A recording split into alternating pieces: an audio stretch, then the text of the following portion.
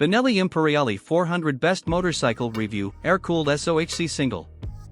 Traditionally styled bikes are following the same path as adventure bikes. Each new retro is bigger, more powerful, and glistens with added tech, and is ever more expensive.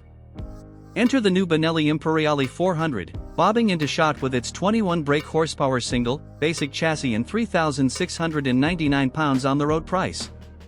First seen at the EICMA show back in 2017, the Imperiale has finally arrived and is a reinterpretation of the lightweight Leoncino models that BENELLI made in the 1950s. We'll gloss over the fact they already have a 500 cubic centimeters twin in their range called the Leoncino.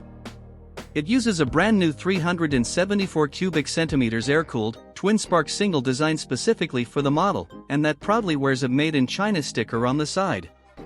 BENELLI have officially been BENELLI QJ since 2005 when they were bought by Chinese automotive giants Zhenzhong. There are 19 people working on engineering, design, and prototyping at the firm's historic Pesaro base in Italy, but all models are manufactured at the QJ factory.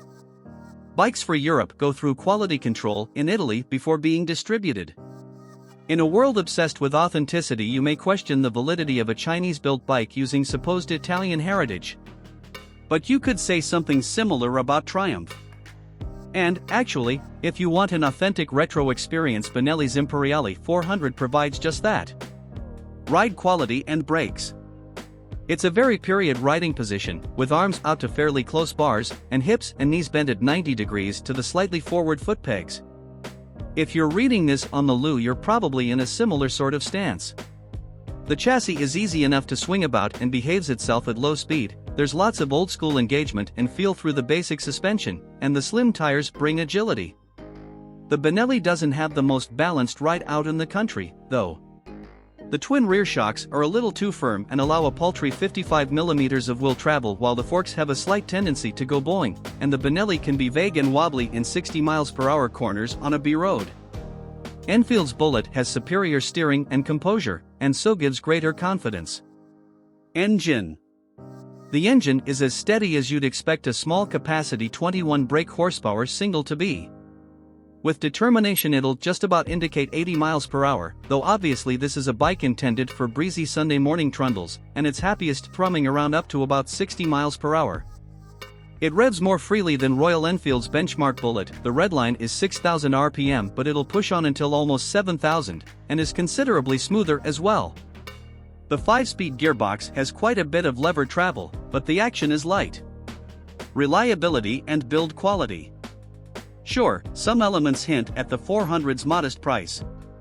There are a few sloppy frame welds, the wheels don't sit perfectly centrally in the mudguards viewed side-on, and the brackets for the cable clutch are made from what a metallurgist would call cheese.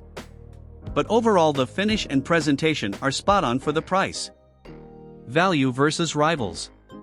Small capacity, simple retros like the Imperiale are thin on the ground these days, with models getting bigger, more complicated, and more expensive. Just look at the £13,000. Triumph's latest Thruxton RS, but there are alternatives out there.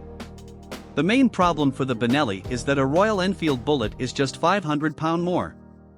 It's proven, has better handling, its traditional chugging single is more characterful and authentic, and Enfields have cast iron residuals, too. It feels like the bike the BENELLI is trying to be. And there are more options to consider between these two price points, too. Spend an extra £1,500 and you can get the Royal Enfield Interceptor 650, the bike that toppled the BMW GS off the top of the sales chart in 2020.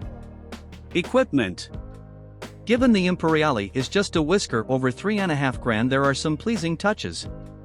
The stainless steel P-shooter exhaust is perfectly finished and the clocks were pleasing surrounds. The engine finish appears high quality, mudguards are steel rather than flappy plastic, the brake lever has a span adjuster, and there's nothing amiss with the switchgear. I like that the indicators have the warm period-style glow of bulbs too, rather than the sharp on-off you get with LEDs. And I like the framework on either side of the rear wheel, though have no idea of its purpose.